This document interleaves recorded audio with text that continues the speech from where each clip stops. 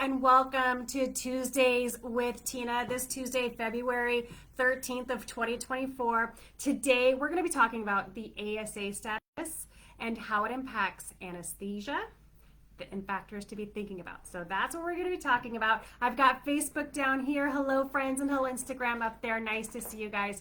So as I said, today, we're going to be discussing the ASA status of our patient and how that impacts our selection for local anesthesia. Now, there's a couple of factors that go into your ASA classification. So let's just kind of do a little rewind again about what makes the ASA classification. What is that all about? So ASA stands for the American Society of Anesthesiologists. Okay, so ASA stands for American Society of Anesthesiologists. They came up with a categorization, a classification system that we use to understand someone's tolerance for doing anesthesia, whether it's general anesthesia, local anesthesia. But that's what our ASA status is all about. It's all about our patient's capacity to handle anesthetic procedures. Anytime we have a procedure with anesthetic. So you could have a patient that has a high ASA status. If you're not doing anesthesia, just remember that, like, you may not have to make all these modifications. But these are really designed for our patients. And yes, in dentistry, even when we're doing local anesthesia, and it's even if it is just for one tooth, because we're introducing a medicament and it's a stressful situation. Most people find the dentist fairly stressful, which creates higher capacity for them to have a medical emergency. So we understand the patient's ASA status to help reduce an opportunity for a medical emergency. There's several factors that go into understanding our patient's ASA status, but there's really two big ones that I want to highlight today because these are the ones that we're going to really see on a regular basis.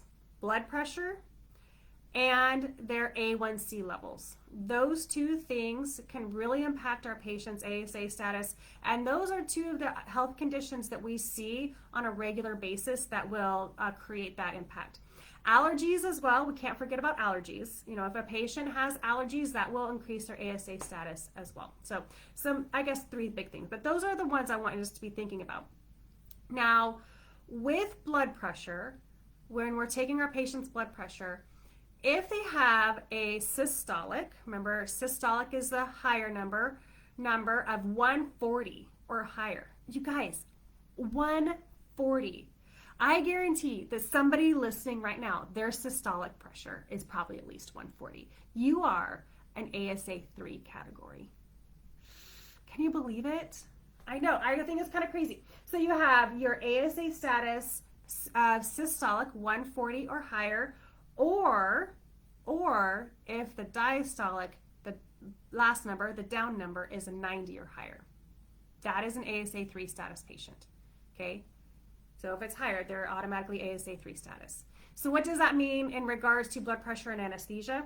Well, that means is we have to be very cautious of our vasoconstrictors. Anytime somebody is an ASA 3 status or higher, we have to be more cautious with our vasoconstrictors, which means we want to look for anesthetics that are more diluted with their vasoconstrictors, like a 1 to 200,000 of epinephrine instead of a 1 to 100,000 of epinephrine, okay?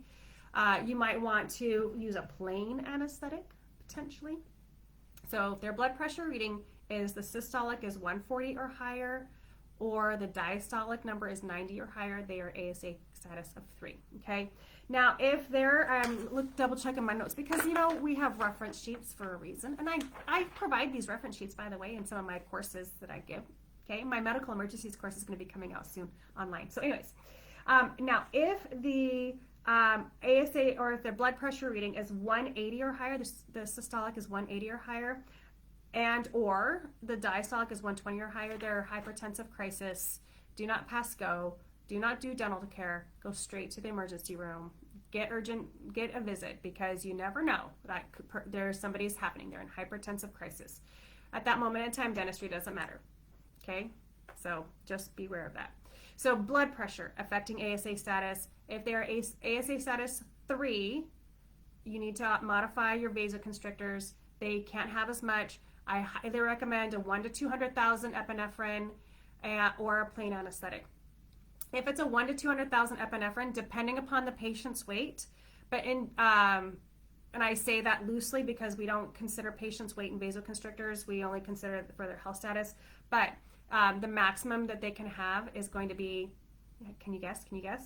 If it's a 1 to 200,000, I felt like a Ferris Bueller right there. Oh my gosh. If it's a 1 to 200,000, it's going to be only 4 cartridges of anesthetic of a 1 to 200,000 epi. If it's a 1 to 100,000, it's only 2 cartridges. Okay? So that's not very much anesthetic, y'all.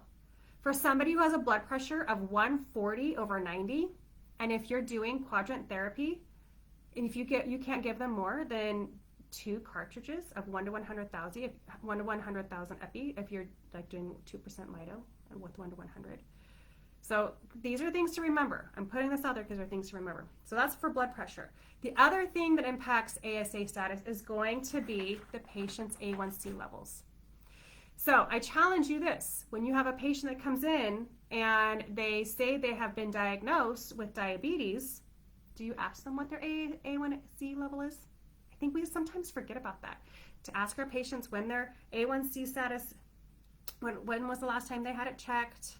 How current is it? How often do they see their doctor? But if they have an A1C of 10.5 or higher, now they are an ASA3 status person, which means we have to adjust our vasoconstrictors for them.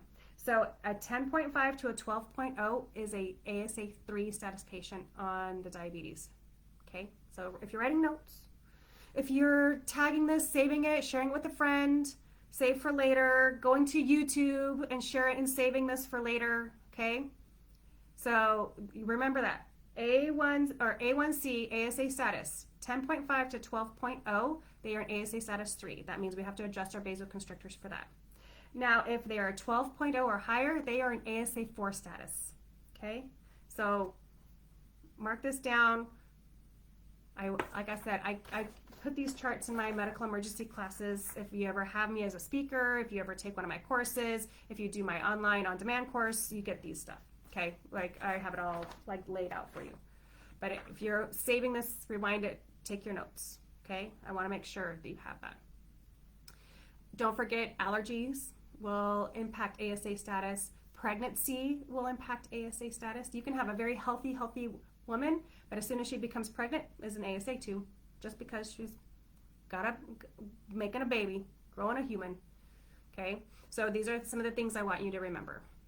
All right, okay, friends. Little review on ASA status. I encourage you to take your patient's blood pressure, be an advocate for them. I encourage you to go through and look at your patient's A1C levels, see what those are at. It says, is type 1 diabetes still an automatic ASA 3? Val, that's a great question. I would have to double check all of my notes to know that for sure, but you need to go off of your patient's A1C status level, but that is a great question. I'm going to double check that because I want to make sure I say it correctly. I appreciate the question. I'm going to write it down right now and confirm it, and I'll do a post on it. How's that sound? I appreciate the question because I'm going to tell you, I've been going all day, and we have reference materials for a reason, right? We do these things, and just so that you know, I am a human, and I don't have it all in my computer, my brain. Sorry. But I will look that up. That's a great question. Thank you. Yeah, no worries. Thank you for asking it. That's how we learn, right? That's how we learn. We ask questions, and if we don't know the answer, what is our answer? I know where to find it. So students, if you're watching, if you don't know the answer, say, I know where to find it. I know how to look it up. Okay? And that's what it'll do. Y'all, it's been a crazy busy week. This last weekend, I was in Georgia doing anesthesia certification for a whole bunch of individuals there. It was wonderful, the hygienists getting to expand their scope of practice. I will be back in Georgia in another weekend talking with Georgia hygiene educators, so I'm super excited about that.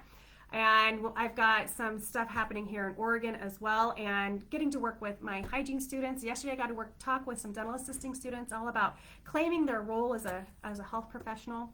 If you're watching and you're at a school and you want me to do a webinar for you to like come and talk about claiming your role as an oral health professional, getting prepared for stepping outside of school and getting your license, whether it's a hygiene license or a certificate, let me know. happy to come and share some of that information with you. I had a lot of fun. I've been having a lot of fun doing that with everyone. Okay, friends. I'm rambling. I'm tired. It's been a long day. Got to work with hygiene students today. Tomorrow, my first year students get to see their first patients. I'm super excited. Got to coach some hygiene students with their anesthesia as they're preparing for their anesthesia boards, and that was fun too. All right. I'm going to go get some dinner. I hope you all have a good night. And don't forget, I do download this from and put it on the Teacher Tina RDH YouTube channel, okay?